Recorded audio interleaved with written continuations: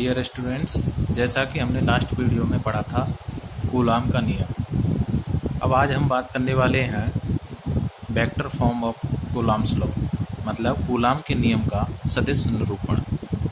तो इस पर आधारित एक क्वेश्चन बनता है।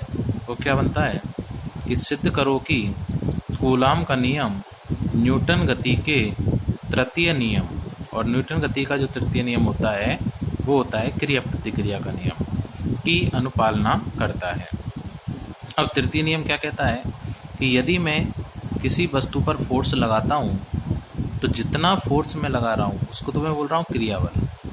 तो इसके जस्ट विपरीत ये नीचे जो वस्तु है, मतलब कोई भी वस्तु होगी, वो वस्तु इस पेंसिल पर उतना ही बल लगाएगी। जिस पर मैं बल लगाऊंगा उतना ही बल वो इस पर लगाएगी। यही क्रिया प्रतिक्रिया का नियम है। तो इसको हम सिद्ध करते हैं। तो सिद्ध करने के लिए हम क्या देखें कि बल लगना चाहिए, और बल के लिए कोई दो वस्तुएं चाहिए। अब दो वस्तु कौन लेंगे? हम आवेश लेंगे। तो हमने दो आवेश ले लिए और एक दूसरे से थोड़ी आर दूरी पर रख दिए। क्यों? क्योंकि मुझे कैसे आवेश चाहिए? यहाँ पर बिंदुवत आवेश चाहिए। कूलाम का नियम है, और कूलाम का नियम स्थिर और बिंदुवत आवेशों के लिए ही लागू होता है। अब जब मैंने ये दो आवेश ले लिए तो इन दोनों आवेशों की स्थिति ज्ञात करने के लिए मैं यहाँ पर एक निर्देश तंत्र की कल्पना करूँगा।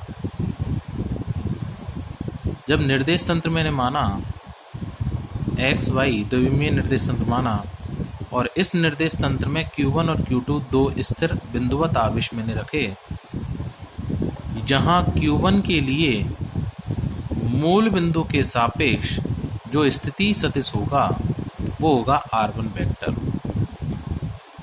और Q2 आवेश के लिए मूल बिंदु के सापेक्ष जो स्थिति सदिश माना है वो माना है मैंने R2 वेक्टर। अब यहाँ एक चीज़ इंपॉर्टेंट है देखने लायक, वो क्या है कि जब मैं कह रहा हूँ Q1 का, जब मैं देख रहा हूँ और जिसके सापेक्ष देख रहा हूँ, किसके सापेक्ष देख रहा हूँ? मूल बिंदु के सापेक्ष। तो जिसका देख रहा हूँ तीर का चिन्ह उधर ही आएगा। ये बहुत इंपॉर्टेंट है, ये चीज़ ध्यान रखनी है। आगे चल के और बताऊंगा मैं अभी कि जिसका मैं ज्ञात कर रहा हूँ और जिसके सापेक्ष ज्ञात कर रहा हूँ, तो वेक्टर जो जाएगा वो के सापेक्ष से का की ओर जाएगा। ऐसे ही के सापेक्ष से का की ओर जाएगा। ठीक, तो मैंने यहाँ पर मान लिए कि माना दो बिंदुवत आवेश Q1 Q2 एक निर्देश तंत्र में चित्रानुसार स्थित हैं, जिनका स्थिति सदिश मूल बिंदु के सापेक्ष क्रमशः R1 वेक्टर और R2 वेक्टर है। दोनों मान लिए मैंने। ठीक है, अब हम बात करते हैं Q1 के सापेक्ष Q2 का। मैं मूल बिंदु के सापेक्ष तो मैंने ज्ञात ही कर लिया, अब इन दोनों का एक दूसरे के सापेक्ष। तो जब मैं ये कह रहा हूँ कि मूल बिंदु का एक के सापेक्ष, तो मैं लिख रहा हूँ R1 वेक्टर, या फिर मैं इसको R10 वेक्टर भी कह सकता हूँ। तो कैसे लिखते हैं हम इस चीज़ को, वो मैं यहाँ बता रहा हूँ आपको। जैसे मैंने लिखा R12 वेक्टर, तो R12 वेक्टर का मतलब है 1 का के सापेक्ष। ये याद रखना है, का के सापेक्ष। तो का तो पहले आएगा और के सापेक्ष बाद में आएगा। तो कैसे बोलेंगे इसको? 1 का 2 के सापेक्ष स्थिति सदिश। ठीक, आ जाओ देखो। तो मैं लिख रहा हूँ Q1 का Q2 के सापेक्ष स्थिति सदिश। तो Q1 का देख रहा हूँ मैं और Q2 के सापेक्ष देख रहा हूँ, तो तीर का चिन्ह किधर आएगा? तो मैंने अभी बोला था कि Q1 का जब मूल बिंदु के सापेक्ष देख रहा था तो तीर का चिन्ह का की ओर आ रहा था। ऐसे ही मैं यहाँ Q1 का देख रहा हूँ और Q2 के सापेक्ष देख रहा हूँ, तो तीर का चिन्ह जो आएगा वो Q1 मतलब का की ओर आएगा। ये आ गया, और इसको मैं प्रदर्शित करूंगा कि 1 का मतलब 1 पहले आएगा, के सापेक्ष बाद में आएगा। तो इसको लिख दिया मैंने R12 वेक्टर। इसी प्रकार जब मैं Q2 का देखूंगा Q1 के सापेक्ष, तो Q2 की ओर आएगा तीर का चिन्ह, और इसको मैं लिखूंगा 2 का 1 के सापेक्ष। अब मैं Q1 का Q2 के सापेक्ष स्थिति सदिश, तो मुझे पता है R12 वेक्टर है। तो हमें पता है त्रिभुज नियम का, सदिश योग का त्रिभुज नियम हमने पढ़ा था, याद हो तो 11th में।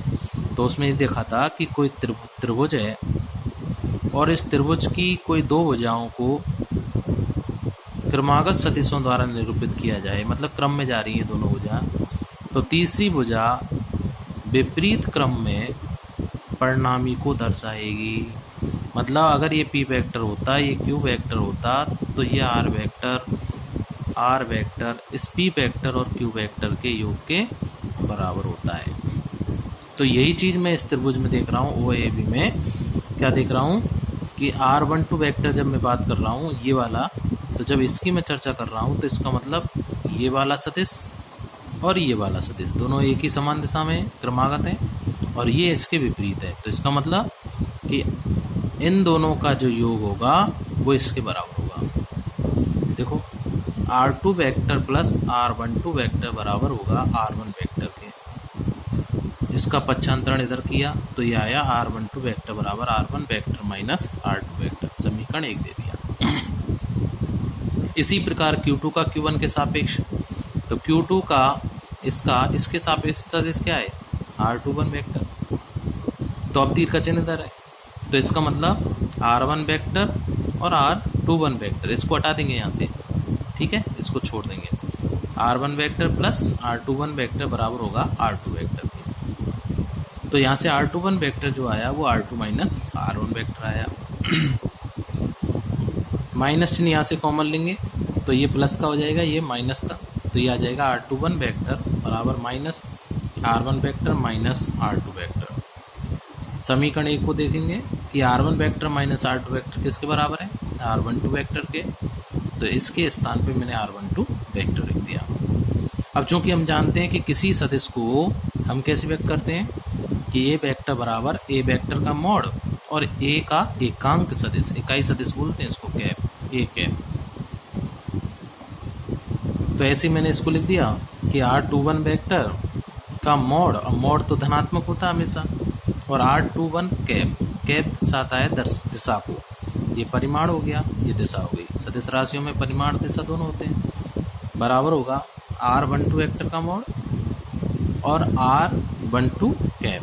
तो माइनस चिन्ह कहाँ चला गया, इसके साथ चला गया, क्यों, परिमाण तो पॉजिटिव है। अब ये दोनों तो आपस में बराबर है ना, तो इसका मतलब ये दोनों वैल्यू तो आपस में बराबर है, लेकिन दिशा विपरीत हो गई। देखो r21 कैप बराबर माइनस r12 कैप, दिशा विपरीत, परिमाण समान और दिशा विपरीत। अब हम बल की चर्चा करनी है, क्यों, क्योंकि मुझे तो यहाँ सिद्ध करना है क्रिया प्रतिक्रिया का नियम, तो बलों का नियम याद करना है। तो यहाँ पर बल की बात करेंगे हम, तो ऐसे ही यहाँ पर जब बल निकालेंगे तो Q1 का Q2 के सापेक्ष बल, अगर ये दोनों सजातीय आवेश है तो दोनों के मध्य प्रतिकर्षण बल लगेगा, और अगर विजातीय आवेश है तो दोनों के मध्य आकर्षण लगेगा। बल की दिशा कैसे देखेंगे, तो बल की दिशा जो होगी वो इन दोनों को मिलाने वाली क्रिया रेखा के अनुदिश होगी। देखो कि Q1 के कारण Q2 पर लगने वाला कूलाम बल, तो ये भी ध्यान रखना है कि पर के कारण, पर यानी एक पर दो के कारण, तो पहले पर आएगा उसके बाद कारण आएगा। तो वन के कारण दो पर, तो मतलब दो पर दो, वन के कारण मतलब वन, तो F21 वेक्टर के Q1 Q2 अपॉन 2 है, तो 21 वेक्टर 21 स्क्वायर, अब स्क्वायर है तो इसका मतलब परिमाण है ये। तो अब दिशा, तो दिशा किसके अंदर, देखो के कांस्टेंट है, Q1 Q2 आदेश राशि है, केवल किस पर डिपेंड करेगा, विस्थापन सदिश पर, विस्थापन सदिश होता है, तो इसका मतलब इसकी दिशा जो है वो इसके अंदिश होगी, और इसके अंदिश कैसे लिखूंगा मैं, r कैप से, तो 21 है, r कैप 21। इसी प्रकार Q2 के कारण Q1 पर लगने वाला कूलम्ब बल, तो F12 वेक्टर बराबर क्या आ जाएगा, के Q1 Q2 upon r12 square और r12 कैप। अब चूंकि हम यहाँ देखो इन दोनों से परिमाण तो समान है, तो परिमाण में तो ये दोनों आपस में चेंज हो जाएंगे, लेकिन दिशा में देखो एक प्लस का है तो दूसरा माइनस का है, तो इसको मैं चेंज कर सकता हूँ इस समीकरण 3 से, तो 2 व 3 से मान 5 में रख दूँ तो यह आ जाएगा F12 वेक्टर बराबर के Q1 Q2, तो 1 2 स्क्वायर की जगह मैं 2 1 स्क्वायर लिख सकता हूँ, परिमाण समान है। और इसके स्थान पर 2 1 कर दूँ तो माइनस चिन्ह और आ जाएगा, माइनस को मैं बाहर ले जाऊँ तो ये पूरी वैल्यू इस समीकरण 4 से देखो F21 वेक्टर के बराबर है। तो इस पूरी वैल्यू के स्थान पे मैं F21 वेक्टर लिख दूंगा। तो इससे मुझे पता चल रहा है वही चीज़ कि दोनों सदिश परिमाण में तो देखो समान है, समान, और दिशा में विपरीत, और यही क्रिया प्रतिक्रिया का नियम होता है। अर्थात आवेशों के मध्य लगने वाला कूलॉम बल परिमाण में समान तथा दिशा में विपरीत होता है, यही न्यूटन गति का तृतीय नियम होता है। अब यहाँ पर एक चीज़ और बता दूं मैं इम्पोर्टेंट कि अगर दोनों सजातीय आवेश हैं तो प्रतिकर्षण होगा।